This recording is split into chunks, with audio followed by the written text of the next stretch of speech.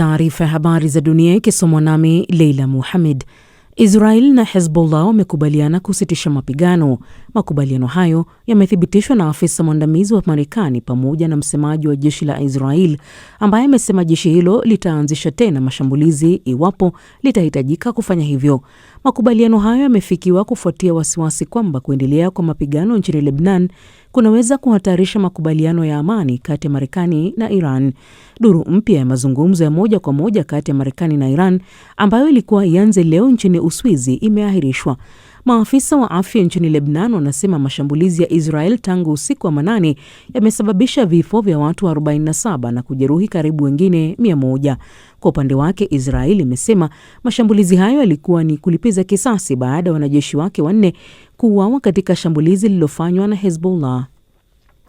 Waziri wa mambo ya nje wa Italia Antonio Tajani amefuta safari yake ya kwenda Marekani mwishoni mwa wiki hii, akimtuhumu rais wa Marekani Donald Trump kwa kutoa kauli alizosema zilimdhalilisha waziri mkuu wa Italia Giorgia Meloni. Bwana Tajani amesema kauli hizo ni nzito na za kuudhi. Kwa mujibu wa taarifa hizo, Rais Trump aliiambia kituo kimoja cha televisheni cha Italia kwamba Bi Meloni aliomba kwa kusisitiza apigwe picha pamoja naye wakati wa mkutano wa G7 uliofanyika nchini Ufaransa wiki hii.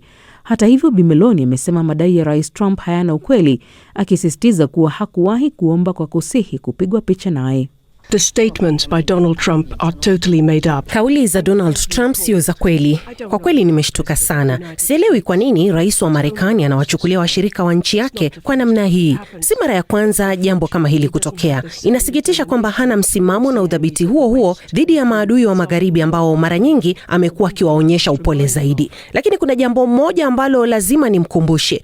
Mimi na taifa la Italia hatuombi wala hatubembelezi. I and Italy never beg.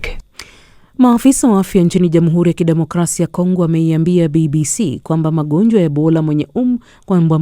Ebola mwenye umri wa miaka 6 ambaye alitekwa nyara kutoka hospitalini na watu wenye silaha ameachiwa huru na sasa anapokea matibabu. Msichana huyo alichukuliwa pamoja na mama yake kutoka kituo cha afya eneo la Kivu Kaskazini mapema wiki hii.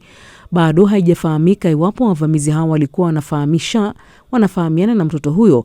Hata hivyo, hofu na mashaka kuhusu vituo vya matibabu ya Ebola vimekuwa vikienea wakati wa mlipuko huu wa sasa. Kwa sasa, msichana huyo anapatiwa matibabu huku madaktari wakisema hali yake ni thabiti. Katika tathmini yake hivi karibuni kuhusu mlipuko huo, Shirika la Afya Duniani limeonya Ijumaa kwamba virusi hivyo vinaendelea kuenea kwa kasi licha ya juhudi zilizoongezwa za kudhibiti maambukizi. Unaendelea kusikiliza taarifa ya habari za dunia kutoka idhaa ya Kiswahili ya BBC. Vikosi vya usalama vya Niger vinaendelea kuwasaka watu wenye silaha waliofanya shambulizi katika uwanja wa ndege wa mji mkuu Niamey siku ya Alhamisi na kuua wanajeshi wasiopungua 11 pamoja na raia 2. Mamlaka zinasema washambuliaji 22 pia waliuawa huku takriban washukiwa 20 wakikamatwa. Shughuli za uwanja wa ndege zilirejea kawaida ndani ya saa chache baada ya shambulio hilo. Bosha Nyanje na maelezo zaidi.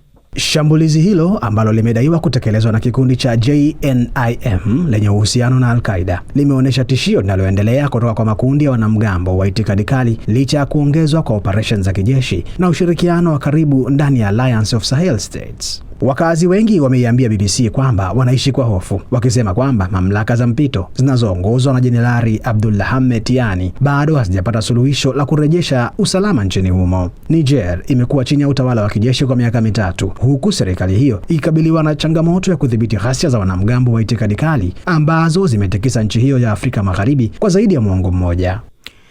Wizara ya Ulinzi ya Afghanistan imesema jeshi la anga la nchi hiyo limefanya mashambulizi ya usiku dhidi ya kile ilichokitaja kuwa maficho wanamgambo wa Kiislamu nchini Pakistan.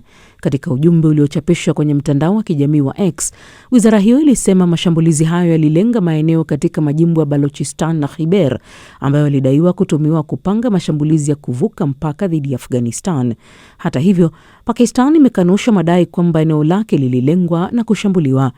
Mamia ya watu wameuawa tangu mvutano kati ya nchi hizo mbili ulipozidi mwezi Februari. Afghanistan na Pakistan zimekuwa zikishutumiana kwa kuwapa hifadhi na msaada makundi yenye misimamo mikali.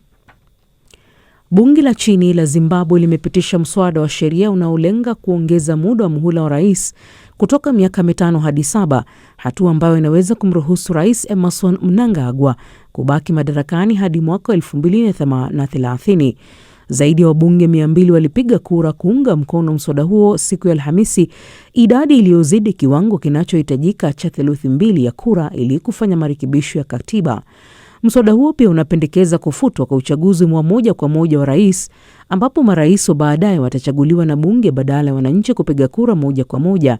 Mnangagwa mwenye umri wa miaka 83 aliingia madarakani mwaka 2017 baada ya kumwondoa madarakani mtawala wa kwa muda mrefu wa Zimbabwe Robert Mugabe kwa msaada wa jeshi. Baadaye alishinda uchaguzi wa rais wa mwaka 2018 na 2023. Hii ni BBC. Na taarifa ya habari za ulimwengu imesoma kwako na Leila Mohamed. Haya ni matangazo ya Dira Dunia kutoka idhaa ya Kiswahili ya BBC, tukikutangazia kwenye FM na redio ya shirika mbalimbali. Ukiwa nchini Kenya unaweza kutusikiza kupitia County FM, Nyota FM, Pamoja FM, Gulf FM, Must FM na Mwenedu FM. Uganda ni Radio Paidha, Radio Lira, Radio Kitara, Voice of Karamoja, Voice of Muhabura na Voice of Busoga. Tanzania tunasikika kupitia Abud FM, CGFM, Classic FM, Radio Kwizera, Radio 1, Radio Free Africa, Lolondo FM, Zinji FM visiwani Zanzibar. Kwenye Jamhuri ya Kidemokrasia ya Kongo ni Radio Muungano Beni na Lizadel Radio. Internet ni katika bbcswahili.com. Matangazo haya pia yapo mbashara kupitia ukurasa wetu wa Facebook pale BBC Swahili na vile kwenye YouTube. Hii leo uko nami Sarafina Robi nikiwa Nairobi, na karibu kwenye matangazo yetu. Mapigano yameendelea nchini Lebanon licha makubaliano ya amani kati ya Marekani na Iran ambayo yanajumuisha kukomesha uhasama. Israel na Hezbollah wamekubaliana kusitisha mapigano baada ya siku ya mapigano makali. Hilo limethibitishwa na afisa mwandamizi wa Marekani pamoja na msemaji wa jeshi la Israel ambaye amesema jeshi hilo litarejea kushambulia ikiwa litahitajika kufanya hivyo. Maafisa wa afya wa Lebanon wanasema mashambulizi ya Israel tangu usiku wa manane yamewaua watu 47 na kujeruhi wengine takriban 100. Zaidi na Victor Kenani. Jeshi la Israel limesema lilishambulia malengo 80 yanayohusishwa na kundi la Hezbollah linaloungwa mkono na Iran na kuwaua makumi ya wanachama wake. Mashambulizi hayo yamefanyika siku moja baada ya Marekani na Iran kusaini makubaliano yaliyolenga kumaliza mzozo wa Mashariki ya Kati, ikiwa ni pamoja na kusitishwa kabisa kwa mapigano nchini Lebanon. Israel na Hezbollah zimeendelea kushambuliana tangu makubaliano hayo yatangazwe, jambo linalozua maswali kuhusu mustakabali wa makubaliano ya kusitisha mapigano kati ya Marekani na Iran. Makubaliano ya Marekani na Iran yanataka kusitishwa kwa mapigano katika maeneo yote ya mzozo pamoja na kuheshimiwa kwa mamlaka na mipaka ya Lebanon. Hata hivyo, Waziri Mkuu wa Israel Benjamin Netanyahu amesema hana mpango wa kuondoa majeshi ya Israel kutoka Lebanon, na amesisitiza kuwa mzozo wa nchi yake na Hezbollah ni tofauti na vita dhidi ya Iran. Ni kweli mapambano bado hayajaisha na changamoto nyingine bado ziko mbele yetu, huku wakati huo huo tukidumisha uhusiano muhimu na marafiki wetu wa Marekani ambao walipigana pamoja nasi bega kwa bega, na tunathamini sana hilo. Tutaendelea kudumisha eneo la usalama kusini mwa Lebanon kwa sababu eneo hilo linawatenganisha magaidi wa Hezbollah na raia wetu pamoja na jamii zetu.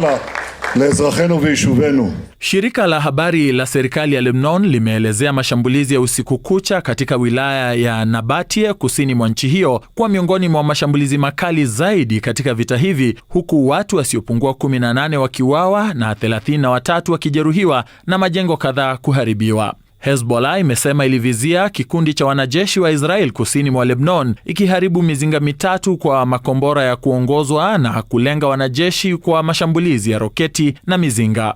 Lebanon ilijikuta ikiingia katika vita kati ya Israel, Marekani na Iran muda mfupi baada ya mzozo huo kuanza, huku Hezbollah ikirusha roketi kuelekea Israel kulipiza kisasi kwa shambulio lililomuua kiongozi mkuu wa Iran. Israel ilijibu kwa kuanzisha kampeni ya mashambulizi ya mabomu kote Lebanon na kukalia takriban 5% ya eneo la kusini mwa nchi hiyo kwa lengo la kuwasukuma mbali wapiganaji wa Hezbollah kutoka mpaka wake wa kaskazini.